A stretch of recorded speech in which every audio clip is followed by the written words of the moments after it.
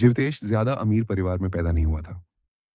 जीवतेश के पिता सौरव और मां अंजलि की शादी को 10 साल हो चुके थे और जीवतेश अभी सिर्फ 8 साल का था। जीवतेश का बचपन इतना आसान या मजेदार नहीं था।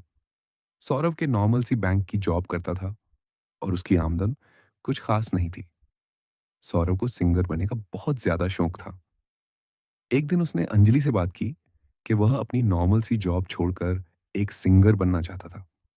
अंजलि को लगा कि सौरव मजाक कर रहा था, मगर अगले दिन सौरव ने सच में अपनी जॉब छोड़ दी।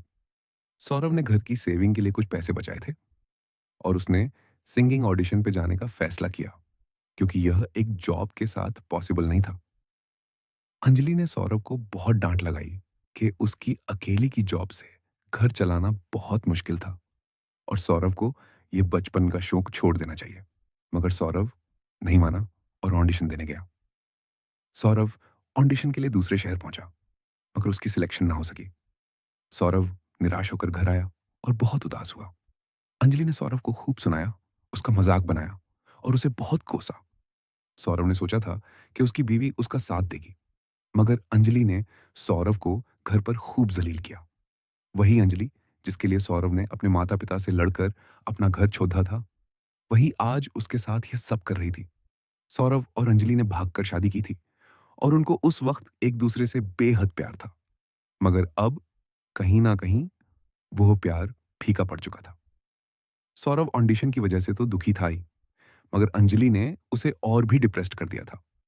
सौरव अकेले अपने कमरे में बहुत रोया और जिवतेश ने यह सब देखा। अंजलि ने एक बार भी सौरव को मनाने की कोशिश ना की, मानो उसे जैसे कोई फर्क ही ना पड़ा हो। सौरव निराश हुआ, फिर नौकरी ढूंढने लगा, क्योंकि उसे अच्छे से समझ आ चुका था कि उसके सपने को पूरा करने में उसकी बीवी उसकी कोई मदद नहीं करेगी।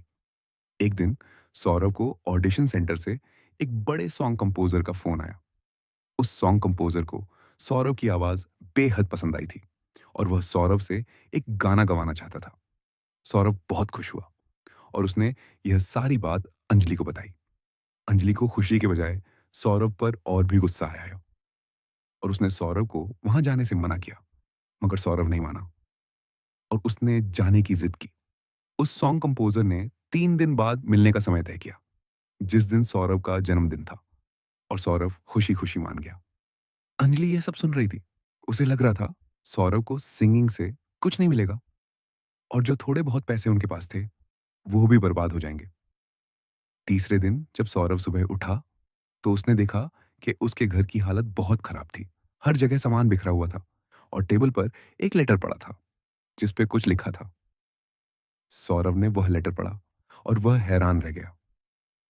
उस लेटर में लिखा था, मैं नहीं रह सकती एक पागल आदमी के साथ जो अपने गाने के लिए अपना परिवार छोड़ दे। जा रही हूं तुम्हें और तुम्हारे बच्चे को छोड़कर। खुद जियो और अपनी मर्जी करो। मुझे मेरे मायके में मत ढूंढना। तुमसे कोई और बेहतर मिल गया है मुझे। तुम्हारी एक्स पत्नी अंजलि। पास ही डिवोर्स पेपर्स पड़े थे जिन पर अंजलि ऑलरेडी साइन करके जा चुकी थी। सौरव का दिल टूट गया और वह जमीन पर गिरकर रोने लगा, मानो उसका सारा जहान खत्म हो चुका हो। सौरव हिम्मत करके उठकर जिवतेश के कमरे में उसे देखने गया, ताकि उसे साथ दूसरे शहर ऑडिशन के लिए लेकर जा सके। मगर उसने जिवतेश को छुआ तो वह डर गया। जिवतेश का माथा तप रहा था और उसे बहुत बुखार था। सौरव घबरा गया और वह जल्दी से जिवतेश को गोदी में लेकर हॉस्पिटल लेकर गया। हॉस्पिटल में जिवतेश को इंजेक्शन लगा और इंजेक्शन लगने के बाद सौरव ने कसकर जिवतेश को गले लगाया और चुप करवाया। जिवतेश रोते हुए सौरव से बोला, पापा, आप अब ऑडिशन पे कैसे जाओगे? सौरव प्यार से जिवतेश का माथा चूमते हुए बोला, बेटा, तुमसे जरूरी मेरे लिए कोई ऑडिशन नहीं है। तुम ठीक हो जाओ, बस मेरे लिए उतना ही बहुत है। जिवतेश रोते हुए बोला, पापा, पर आपका सपना? सौरव मुस्कुराते हुए बोला, मेरा सपना मेरे बच्चे से जरूरी नहीं है। सपना नहीं मिला तो क्या हुआ, तुम मेरा सबसे बड़ा और प्यारा सपना हो। जिवतेश रोने लगा और उसने सौरव को गले लगाया। सारा दिन सौरव जिवतेश का ख्याल रखता रहा और ऑडिशन पे नहीं जा पाया।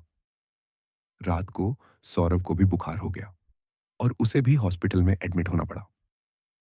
अगले दिन सौरव जिवतेश को घर लाया और उसे बताया कि उसकी माँ उन्हें हमेशा के लिए छोड़ गई थी। जिवतेश को बहुत हैरानी हुई और वह अपनी माँ के लिए बहुत तड़पा। बेचारे सौरव को घर संभलना अच्छे से नहीं आता था और उसे जॉब पर भी जाना पड़ता था। शुरू-शुरू में जीवतेश अपनी माँ के लिए बहुत रोता था और सौरव उसे संभालने की बहुत कोशिश करता था, मगर जीवतेश को अपनी माँ ही चाहिए थी। एक दिन सुबह जीवतेश अपने स्कूल के लिए बहुत लेट हो गया। ना ही उसका टिफिन तैयार था और ना ही यूनिफॉर्म। जीवतेश की स्कूल बस छूट गई क्योंकि सौरव कल जॉब से घर लेट आया था और सुबह सब काम करने के लिए वह उठ ना सका। जीवतेश को अपने पिता पर बहुत गुस्सा आया और वह गुस्से में चिल्लाया, पापा, आपको कुछ नहीं आता। आप ना तो खुद का ध्यान रख सकते हो और ना ही मेरा। मुझे मेरी मम्मा चाहिए। अगर आप मुझे मेरी मम्मा नहीं दे सकते, तो आप मुझे अपने हाथों से मार दो। फिर आप भी खुश और मैं भी आजाद। सौरव की आंखें भर आईं और उसने जीवतेश के मुंह पर कसकर थप्पड़ लगाया। सौरव जीवतेश को गुस्सा करते हुए बोला, शर्म नहीं आती ऐसा बोलते हुए? पहले तुम्हारी माँ मुझे छोड़ गई, फिर मेरा सपना अधूरा रह गया और अब मैं तुम्हें भी मार दूं। क्या कोई माँ बाप भी कभी अपने बच्चे को मारता है? तुझे मारने से अच्छा है मैं खुद को खत्म कर लूं। वैसे भी बस तेरी उम्मीद पर जी रहा हूं कि तुझे पालना है। तू ऐसा बोल रहा है तो मेरे जीने का क्या फायदा? जीवतेश को एहसास हुआ कि उसके पिता के लिए वह उनकी जान था और उसके पिता बहुत मुश्किल वक्त से निकल रहे थे। जीवतेश ने अपने पिता को गले लगाया और उसने सौरव से माफी मांगी। सौरव मान गया और उसने प्यार से जीवतेश को गोदी में लेकर बोला, बेटा, कभी ऐसी बात अपने मुंह से मत निकालना। तुम जानते भी नहीं हो कि मैं तुम्हें कितना प्यार करता हूं। तुम्हारी मां के बाद अब बस तुम ही मेरी सबसे कीमती चीज हो। जीवतेश समझ गया और उसने फिर कभी वैसी बात दोबारा नहीं की। जीवतेश का सारा बचपन अपने पिता के साथ गुजरा और उसे हर दिन अपने पिता का घर संभलना, बाहर जॉब करना, कई बार उसके बीमार होने पर रात-रात भर जागना, यह सारा संघर्ष देखकर अपनी मां से नफरत होती गई। जीवतेश के मन में औरतों और लड़कियों के प्रति एक गलत फहमी बैठ गई कि लड़कियां कभी अपने आदमी का मुश्किल वक्त में साथ नहीं निभाती। जीवतेश 17 साल का हुआ और उसने अपनी पहली टीवी एड में एक चाइल्ड आर्टिस्ट की तरह काम किया। जीवतेश अपने पिता का अधूरा सपना पूरा करना चाहता था। जीवतेश एक सिंगर तो नहीं बन सकता था क्योंकि उसकी आवाज अपने पिता जैसी मधुर नहीं थी, मगर उसने एक एक्टर बने की पूरी कोशिश की। सौरव ने जीवतेश को समझाया कि वह उसके सपने के बारे में ना सोचे और जहां उसका मन लगता है वही काम करे, मगर जीवतेश जिद थी कि वह अपने पिता का सपना पूरा करके ही रहेगा। 18 साल में जीवतेश ने अपनी पढ़ाई छोड़ दी और वह दूसरे शहर एक्टर बनने के लिए गया। जीवतेश ने बहुत ऑडिशंस दिए। वह अलग-अलग शहरों में अकेले गया। कई बार उसके पास खाने को भी पैसे नहीं होते। फिर भी वह अपने पिता को फ़ोन पर कह देता कि उसने खाना खा लिया था। जीवतेश छोटी-सी पार्ट टाइम जॉब के साथ ऑडिशन की तैयारी करता। 22 साल की उम्र में जीवतेश को अपने पहले डेली सोप में काम करने का मौका मिला। उसके बाद 25 साल में जीवतेश ने अपनी पहली फ़िल्म की, जिसमें उसे हीरो का किरदार मिला। असल में यह फ़िल्म पहले एक दूसरे हीरो को ऑफ़र हुई थी, जिसका नाम अविनाश था। अविनाश भी अभी एक नया हीरो ही था, पर उसकी पहले 2-3 फ़िल्में लगातार हिट हुई थी। अविनाश में घमंड आ चुका था, इसलिए उसने ये फ़िल्म आसानी से रिजेक्ट कर दी। जीवतेश की पहली फ़िल्म बहुत बड़ी हिट रही और बस फिर जीवतेश ने कभी मुड़कर पीछे नहीं देखा। एक फ़िल्म के बाद दूसरी फ़िल्म, बड़े-बड़े कोलैबोरेशंस, कई ब्रांड्स का ब्रांड एम्बेसडर, कई नई स्पॉन्सरशिप्स। जीवतेश की ज़िंदगी पूरी तरह बदल गई और 27 साल में उसने अपना खुद का बंगला खरीदा। जीवतेश ने अपने सारे अवार्ड्स अपने पिता को डेडिकेट किए और उसके पिता भी उसकी कामयाबी देखकर बहुत खुश हुए। सौरव को अपने सारे सपने अपने बच्चे में पूरे होते हुए दिखे और आंखों में अक्सर पुरानी यादें सोचकर आंसू आ जाते। अब जीवतेश के मन में सुकून था कि वह अपने पिता का सपना पूरा कर पाया था। सौरव को अपने बेटे की सक्सेस देखकर, उसके अवार्ड्स देखकर उस पर और भी गर्व होता। जब जीवतेश 29 साल का हुआ, तो सौरभ की तबीयत थोड़ी बिगड़ने लगी। जितेश ने अच्छे से अच्छे हॉस्पिटल में अपने पिता का इलाज करवाया, मगर सौरभ को कुछ खास फर्क ना पड़ा। एक दिन हॉस्पिटल में एडमिट हुए, सौरभ ने प्यार से जीवतेश का सिर सहलाया, जो अपने पिता के पास बैठकर उनकी तरफ पानी से भरी आंखों से देख रहा था। जीवतेश गुस्से में रोते हुए बोला, अभी तो मैं सक्सेसफुल हुआ हूं पापा। अभी तो मुझे आपके कितने शौक पूरे करने हैं। आपके साथ घूमना है और आप ठीक ही नहीं हो रहे। सौरभ जीवतेश को प्यार से देखते हुए बोला, बेटा, तुमने मेरे सब शौक तो पूरे कर दिए हैं जीवतेश। अब और क्या करना है? तुम्हारा इतना नाम है दुनिया में।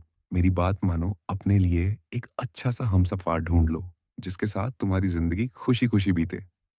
मैं जानता हूं, तुम्हारी माँ की वजह से तुम्हारे दिमाग में लड़कियों की एक गलत इमेज है, मगर मेरी बात मानो, सबकी जिंदगी अलग और अनोखी होती है। जीवतेश अपने पिता की गोद में सिर रखकर बोला, आपकी जगह कोई नहीं ले सकता पापा। आप ठीक हो जाओ, फिर हम खूब मस्ती करेंगे जैसे बचपन में करते थे।